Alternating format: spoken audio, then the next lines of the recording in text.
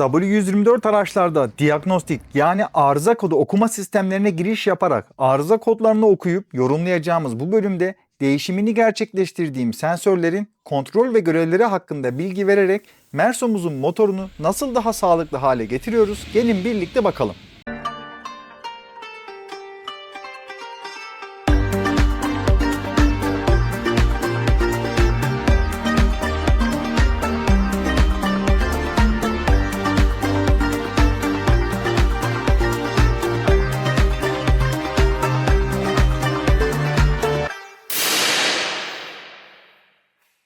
Bu araçlarda arıza tespit cihazına doğrudan bağlanmayan ancak araçtaki airbag, ABS veya motor beyinlerine ayrı ayrı bağlanabileceğimiz bu şekilde numaralandırılmış bir port bulunmaktadır. Bu portlardan her biri bir beynin data hattına bağlanarak orijinal servis yazılımıyla veya sonradan piyasaya sürülen bazı özel yazılımlarla K-Line üzerinden verileri çekerek okumamıza yarayan eski teknolojiye sahip özel bir sistemi kullanmaktadır. Az önce K-Line dedim, buna da ufak bir açıklık getirecek olursam elektronik sistemlerde cihazların birbirleriyle haberleşmesi için kullanılan ISO-Line, CAN bus, RS-485, iBus gibi özel bir protokole sahip haberleşme teknolojisidir diyebilirim. Diagnostik sistemi eski teknoloji ancak bu bahsettiğim protokol hala birçok araçta yağmur sensörü, direksiyon tuşlarının radyo ile haberleşmesi ve far sensörü gibi donanımların birbirleriyle haberleşmesinde hala kullanılmaktadır. Bu detayları niye anlattım? Çünkü birazdan yapacağımız ara bağlantı kablosunda bu hatlara özellikle dikkat etmemiz gerekecek. İlk olarak tüm bunlardan önce aracımızdaki diagnostik portunun pinlerine hızlıca bir bakalım.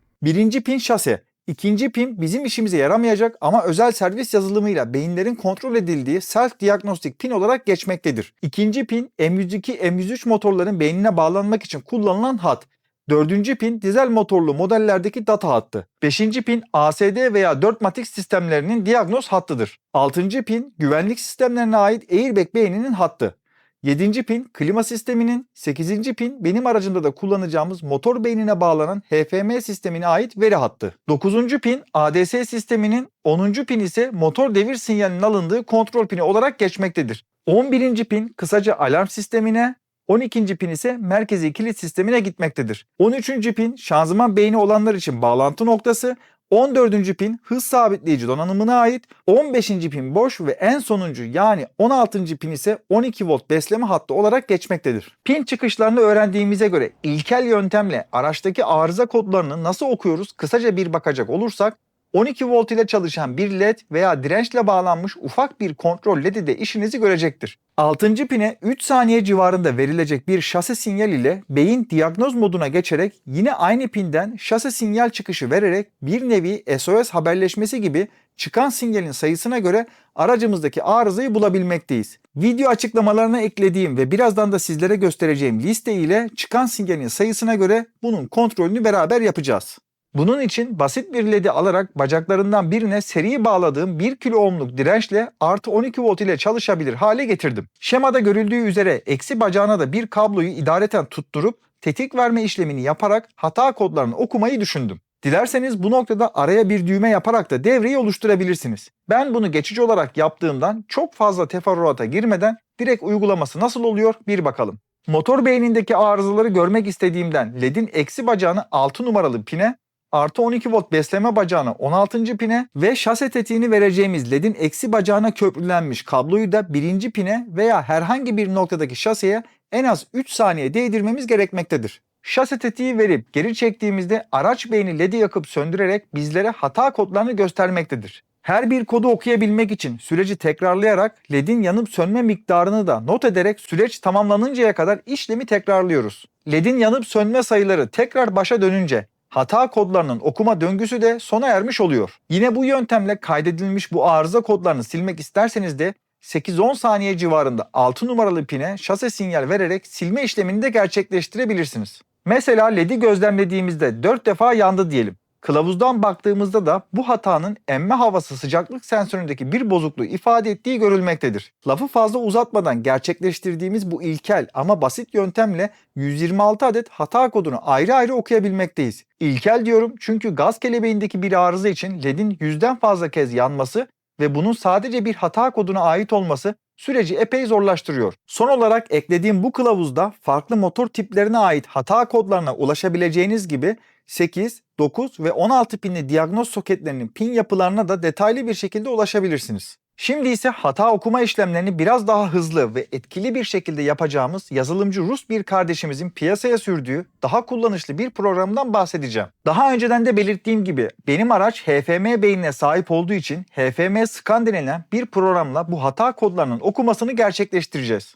Zaten birazdan yapacağımız sensör testi ve değişimlerinde de sorunların çözülüp çözülmediğinin tespiti bu yazılım üzerinden kontrol edilecektir. İlk olarak Google'dan HFM Scan olarak yaptığımız aramada kendi sitesine girdiğimizde aracımızın model ve motor tipine göre uygun başlığı seçerek giriyoruz. İlk olarak yazılımla uyumlu ara bir donanıma ihtiyaç duyulduğu için buradaki listede bazı seçenekler sunulmuş. Bu listeden ben USB VAC kablosunu yani eski VAC grubu araçlarda kullanılan bu ara cihazı Türkiye'den uygun bir fiyata temin ettim. Videonun girişinde bahsettiğim ISO ve K-Line iletişim protokollerini destekleyen bu USB VAC kablosunu araca bağlayabilmek için bir de OBD dönüştürücü kablosuna ihtiyacımız bulunmakta. Yine az önce belirttiğim üzere W124 araçlarda farklı diagnostik portu olduğundan 38 pinli olan modellerde direkt bu kabloyu kullanabileceğiniz gibi benim araçtaki gibi 9 veya 16 pinli yapıya sahip bir port mevcutsa birazdan anlatacağım ara dönüştürücü kabloyu kendiniz yapmanız gerekecek. Hazır olarak burada 5 euro gibi bir rakama satılsa da ben kendim yaparak bu kabloyu da hazır ettiğimi belirteyim. Kabloyu yapacaklar için ilk olarak temin etmeniz gereken malzemelerden birisi dişi 16 pin OBD konnektör seti. Kablolu ve kablosuz çeşitleri olan bu OBD soketlerinden tercihimi kablosuzdan yana kullanarak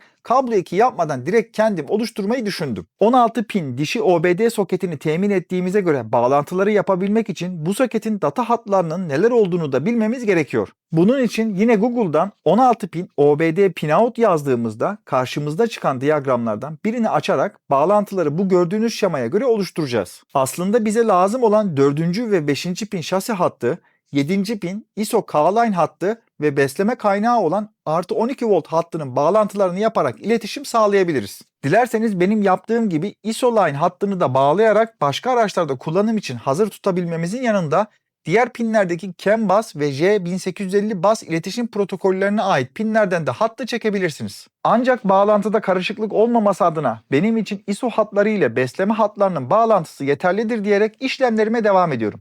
4. ve 5. pin şasi hattı olduğundan bu iki kabloyu birbirine köprüleyerek pinlerini çakarak soketteki yuvasına doğru şekilde geçirdim. 7. pin yani K-Line hattının pinini de çakarak montaj işlemini gerçekleştirdikten sonra aynı uygulamayı artı 12 volt besleme hattı içinde yaptım. Yedek olsun diye az önce de belirttiğim L-Line pininin de bağlantısını yaparak soketin toplama işlemine geçiyorum. 16 pin OBD tarafı tamam olduktan sonra kabloların diğer ucunu araçtaki portlara takabilmek için muz konnektör denilen 4 mm'lik bu fişlerden de temin etmemiz gerekiyor. Fişlere kabloyu direkt sıkıştırmak yerine öncesinde açık uçlara kablo yüksüğü çakarak olası kopmaların ve bağlantı esnasında iletişim sorunları yaşanmaması adına önlememizi de almış bulunduk. Sonuç olarak soket ve fiş taraflarına bakacak olursak elde ettiğimiz ara dönüştürücü kabloyu bu şekilde yapmış oldum. Her şey hazır olduğuna göre artık diagnostik portuna yaptığımız fişlerin montajını video başında belirttiğim pin özelliklerine göre yerine sırasıyla takıyorum. Sıra dediğime bakmayın, herhangi bir önemi yok. Tekrar belirtecek olursam da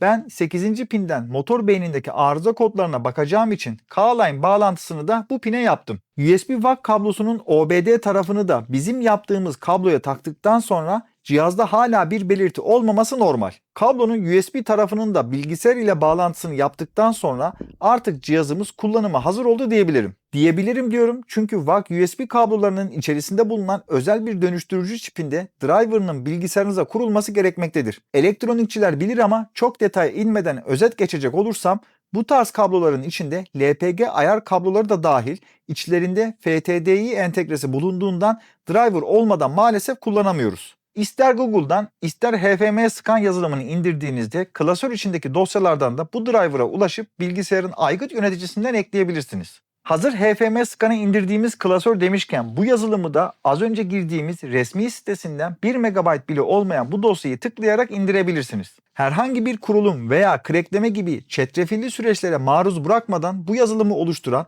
Mike ve Misha'ya teşekkürlerimizi sunarak ilk ayarlamalarımıza bir bakalım. Programı açtıktan sonra COM yazan yere tıklayarak kullanacağımız araç cihazın modelini ve USB'den bağlı olan portu belirlemek gerekiyor. Ayarlamalar yapıldıktan sonra geriye sadece Connect düğmesine basarak araç beyniyle bağlantının kurulmasını bekliyoruz. Herhangi bir sorun olmadan ilk denemede gördüğünüz gibi bağlantı olayı gerçekleşti. Aracınızda kullanılan beyin sistemine göre bu yazılımın arayüzü de ufaktan değişiklikler göstermektedir. Diagnoz süresince araç kontağının açık olduğunu, motorun ise çalışıp çalışmadığının çok önemi olmamakla birlikte programın kullanımı çok basit olduğundan buradaki detaylara girmeyip direkt arıza kodlarını okuduğumuzda bir sürü hata kodunun kaydedildiğini görmekteyiz. Restorasyon sürecinde çok fazla sensörün değişimi ve bazı donanımların araç çalışırken soketleri çıkarıldığı için bu arıza kodlarının çıktığını da belirteyim. İlk işim tüm arıza kodlarını silerek beyni tertemiz hale getirip tekrardan aracı çalıştırarak arızalı olan sensörlere tekrardan bakalım. Araç beyni temizlendiği için ve her şey olması gerektiği gibi yapıldığından artık bu noktadan sonra çıkacak arızalar gerçek sorunları bize göstereceğinden dolayı uyarıları dikkatli yorumlayarak işlemlerimize devam edeceğim. Dakika 1 gol 1 diyerek karşımıza çıkan ilk arıza hava akış sensöründeki kopukluğu ifade eden hata kodumuz oluyor. Zaten beyin tamiri videomda da motorun hafif sallantılı çalıştığını, ilerleyen zamanlarda bunu da çözeceğimizi söylemiştim. Tekrardan motor sesini dinleyip sallantıya bakacak olursak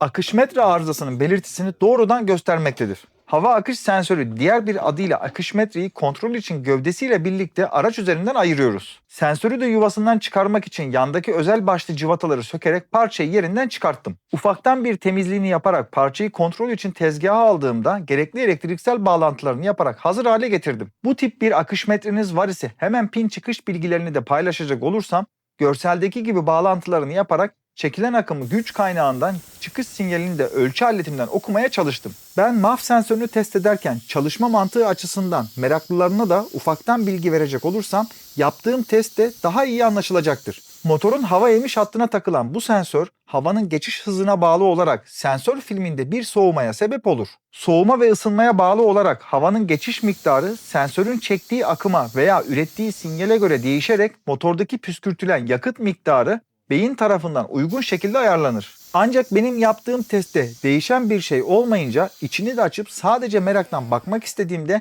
her şeyin düzgün olduğunu gördüm. Sensörü biraz daha incelediğimde ucunun kopuk olduğunu görünce Vizontele'deki Baba, akü yok.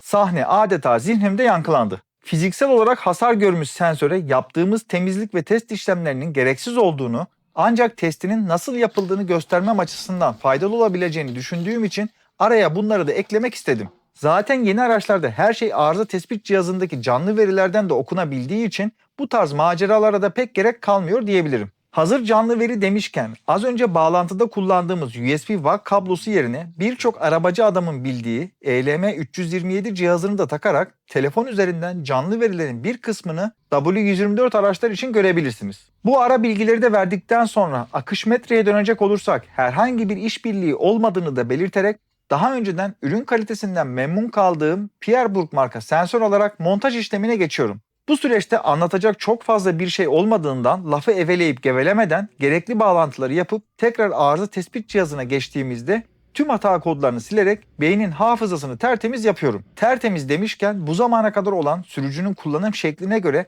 araç beyninin oluşturduğu adaptasyonları da yine HFM scan üzerinden sıfırlamasını yaparak araca bundan sonraki hayatında yeni bir sayfa açtım. Adaptasyonların tam ve uygun şekilde yapılabilmesi adına 25-30 km civarında aracın kullanılması gerektiği ve bu süreçte hafif sarsıntıların anlık olarak olabileceğinin uyarısını da yapayım.